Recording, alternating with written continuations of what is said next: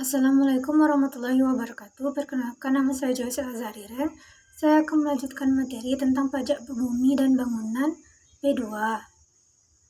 Dasar pengalihan PBB P2. Dasar kebijakan pengalihan PBB adalah Undang-Undang Nomor 28 Tahun 2009. Menurut undang-undang tersebut, pajak bumi dan bangunan pedesaan dan perkotaan PBB P2 adalah pajak atas bumi dan bangunan yang dimiliki, dikuasai, dan atau dimanfaatkan oleh orang pribadi atau badan, kecuali kawasan yang digunakan untuk kegiatan usaha perkebunan, perhutanan, dan pertambangan.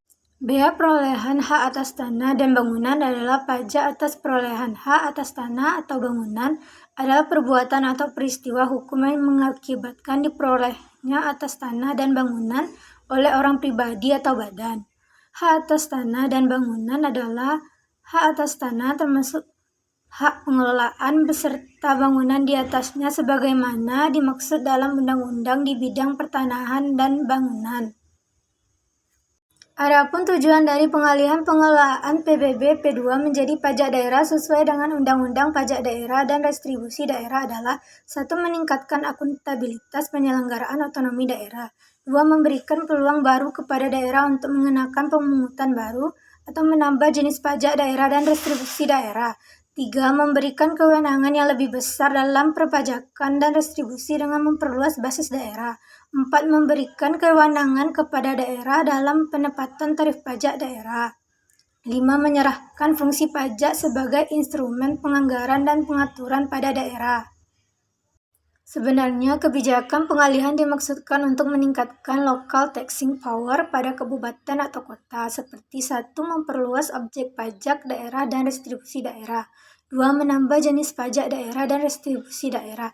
3. Memberikan diskresi penetapan tarif pajak kepada daerah. 4. Menyerahkan fungsi pajak sebagai instrumen penganggaran dan pengaturan daerah. Manfaat kebijakan pengalihan PBB P2. 1. Dampak terhadap keuangan negara. Dampak peralihan PBB dari pajak pusat menjadi pajak daerah terhadap keuangan negara tidak terlalu besar karena sebelum dialihkan PBB tercatat dalam penerimaan perpajakan, namun juga dibagi hasilkan ke daerah lewat mekanisme dana bagi hasil. 2. Dampak terhadap keuangan daerah. Dampak peralihan PBB terhadap keuangan daerah dampaknya beragam. Terhadap provinsi tentunya akan mengurangi penerimaan karena peralihan PBB menyebabkan provinsi tidak mendapatkan 16,8% penerimaan PBB, kecuali DKI Jakarta yang memungut sendiri PBB-nya. 3. Tenggat waktu. Dalam Undang-Undang PDRD pada pasal 182, pusat memberikan tenggang waktu sampai dengan 31 Desember 2013 untuk peralihan PBB. Artinya, Pemda harus menerima pengalihan PBB beserta seluruh aspeknya mulai dari pengiriman surat pemberitahuan objek pajak sampai dengan penerbitan surat pemberitahuan pajak terutang, penagihan pemenuhan hak wajib pajak, dan seterusnya. 4. Implikasi sosial dan ekonomi. Dampak peralihan PBB dari pajak pusat menjadi pajak daerah mempunyai implikasi tertentu sosial dan ekonomi. Tugas para pihak dalam kebijakan pengelolaan PBB P2. Pertama, pemerintah pusat, DJP dan DJPK. Tugas dan tanggung jawab Direktorat Jenderal Pajak dalam memberikan pemerintah daerah hasil komplikasi adalah: 1. Peraturan pelaksanaan PBB P2. 2. Standar operating prosedur atau SOP terkait PBB P2. 3. Struktur, tugas, dan fungsi organisasi Direktorat Jenderal Pajak terkait pemungutan PBB P2 beserta data pendukungnya. 4. Data piutang PBB P2 beserta data pendukungnya. 5. SK Menteri Keuangan mengenai nilai jual objek pajak tidak kena pajak yang berlaku dalam kurun 10 tahun sebelum tahun pengalihan. 6. Salinan peta desa atau kelurahan, peta blok, dan peta zona nilai tanah dalam bentuk soft copy. 7. Salinan basis data PBB P2 sebelum tahun pengalihan. 8. Salinan sistem aplikasi terkait PBB beserta short kodenya. Tugas dan tanggung jawab DJPK adalah sebagai berikut. 1. Menggandakan hasil komplikasi tersebut untuk kemudian diserahkan kepada pemerintah daerah. 2. Melakukan pemantauan dan pembinaan pelaksanaan pengalihan kewenangan pemungutan PBB P2 ke pemerintah daerah.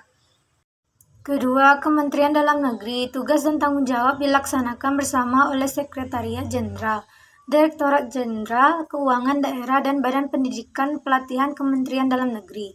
Tugas dan tanggung jawab yang dilakukan: 1. Penyiapan pedoman struktur organisasi dan tata kerja pemerintah daerah. 2. Pemberian bimbingan, konsultasi, pendidikan, dan pelatihan teknis. 3. Pelaksanaan supervise dalam rangka pengalihan kewenangan pemungutan PBB P2. Ketiga, pemerintah daerah. Pemerintah daerah bertugas dan bertanggung jawab yaitu: 1. Sarana dan prasarana. 2. Struktur organisasi dan tata kerja. 3. Sumber daya manusia. 4. Peraturan daerah, peraturan kepala daerah, dan SOP. 5. Kerjasama dengan pihak yang terkait antara lain kantor pelayan pajak, perbankan, dan notaris atau pejabat pembuat akta tanah. 6. Pembukaan rekening penerimaan PBB P2 pada Bank Sehat. Organisasi dan sumber daya kebijakan pengelolaan PBB P2. PBB P2 dikelola oleh Kantor Pelayanan Pajak Bumi dan Bangunan, yang merupakan kantor vertikal Ditjen Pajak yang berada di bawah Kepala Kantor Wilayah. Namun demikian, setelah Ditjen Pajak menjalankan konsep administrasi perpajakan modern, maka administrasi pengelolaan PBB P2 yang sebelumnya dilakukan KPPBB dilakukan oleh Kantor Pelayanan Pajak Pratama. Organisasi perangkat daerah ditetapkan dengan Perda yang berpedoman pada Peraturan Pemerintah Nomor 41 Tahun 2007 tentang Organisasi Perangkat Daerah.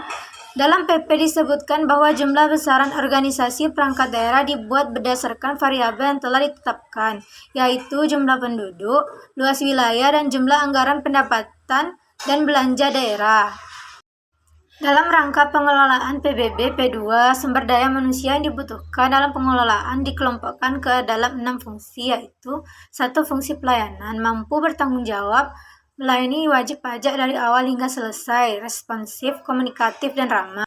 2. Fungsi pendataan dan penilaian, pegawai harus dapat melakukan pendataan dan penatausahaan hasil pendataan, membutuhkan dan atau pemeliharaan basis data, objek, dan subjek pajak. 3. Fungsi penerimaan, spesifikasi sumber daya manusia yang dibutuhkan adalah: pegawai harus dapat menatausahakan penerimaan, restitusi, dan pengalokasian penerimaan, melakukan estimasi penerimaan pajak berdasarkan potensi pajak. 4. Fungsi manajemen, spesifikasi sumber daya manusia yang dibutuhkan adalah pegawai yang harus dapat melakukan pengumpulan dan pengolahan data, perekaman, dan validasi dokumen perpajakan. 5. Fungsi penagihan, spesifikasi yang dibutuhkan pegawai harus dapat melakukan urusan tata usaha piutang pajak, penagihan, melakukan penatausahaan, surat pembetulan, surat keputusan peninjauan kembali, surat keputusan pelaksanaan keputusan banding beserta surat keputusan banding. 6. Fungsi pengawasan, spesifikasi yang dibutuhkan pegawai harus dapat melakukan pengawasan kepatuhan formal wajib pajak serta penelitian dan analisa kepatuhan material wajib pajak atas pemenuhan kewajiban perpajakannya. Melakukan bimbingan atau himbauan mengenai ketentuan perpajakan serta konsultasi teknis perpajakan kepada wajib pajak. Assalamualaikum warahmatullahi wabarakatuh.